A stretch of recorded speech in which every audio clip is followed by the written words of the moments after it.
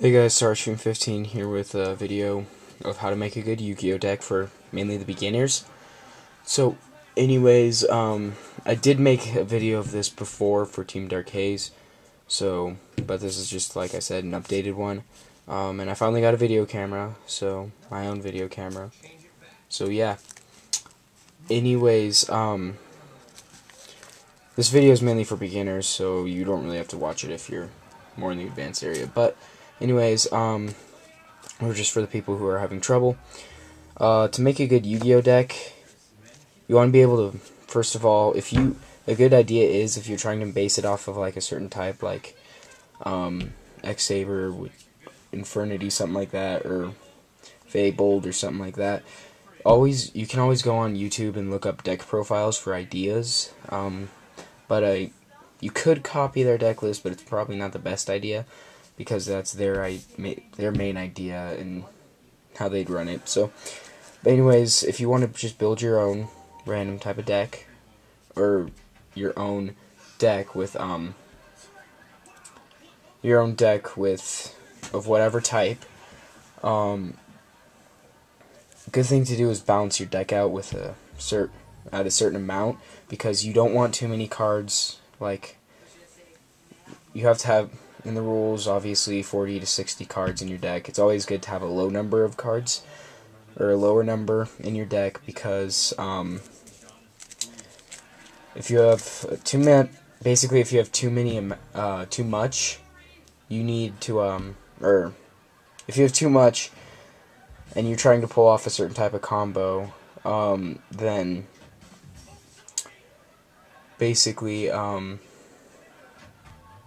you'll have dead draws if you have too much. Like, say you're trying to pull off a combo, but you keep drawing cards that you don't need. So it's like, really not.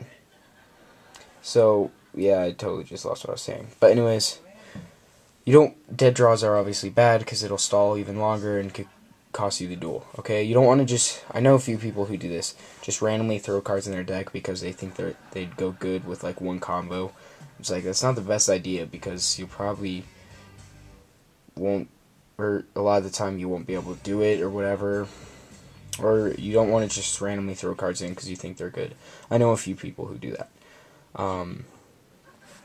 But yeah, so anyways, and you also don't want to have too many monsters or spell or traps, otherwise that could also cause a dead draw. Like a synchro deck. If you make a synchro deck, you don't want to have too many spell and trap, otherwise you won't be able to, you won't be able to synchro summon, obviously. But if it's a burn deck, then yeah, you'd want more spell and trap. But for a synchro deck, again, you'd want to like balance it out around the same amount for both sides. Anyways, yeah. So another thing is you don't want to, like I said before, throw random cards in there because you think they're cool. So yeah, and say you're making a deck and you see like these high attack power monsters with high levels, and you're like, oh, they have to be good. You don't want to have too many high level monsters, or you won't be able to summon them unless you're making like a normal deck or something, or just a beat down deck. You don't want to have like a random blue eyes in a synchro deck because you think it's all cool and BA and all that. You want to, because everyone thinks, like, a lot of people will think that lower monsters are weaker, but they actually pull off a lot of combos. Like, you can have high level monsters, like say blue eyes, but you also want to have the monsters that help them out, like the low level ones. Because if you have too many high level ones and you don't need it, or you can't summon it, you'll draw it. It'd be a dead draw.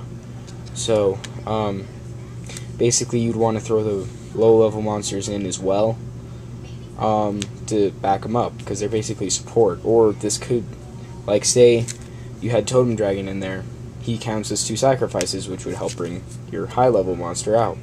So that's basically it. Kind of like I said in my other video, don't have too much of monsters with high level or high level, because they're not always the best for your deck. Like, say you had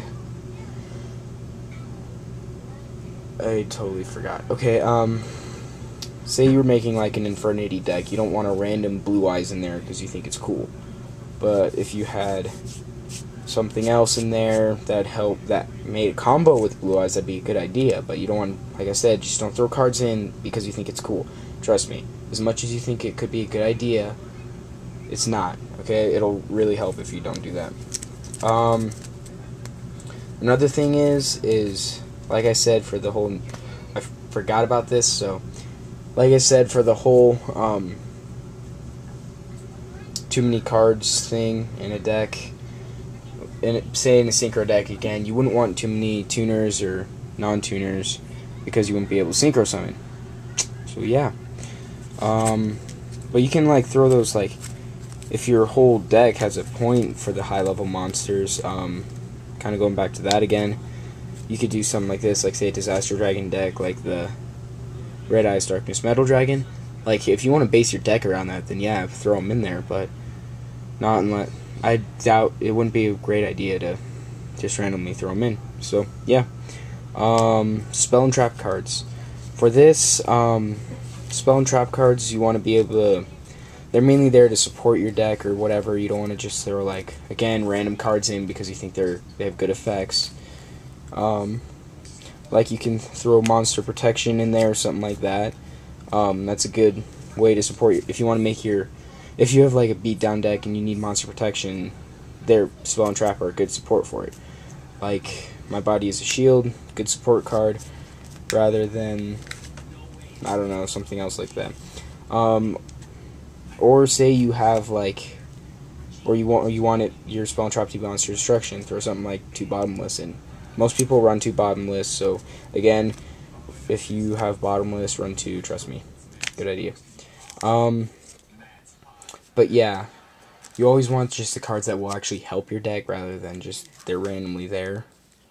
And then there are the cards where it's basically the whole point of your deck. Like, you want to base it off of it. Like, Deck Devastation Virus, I have my deck. One of my decks runs off of it. That's a whole combo is running with that, because you could have your combos run with this. Whatever type of deck, you can try to base around some certain spell or trap card. But not, like, just random cards.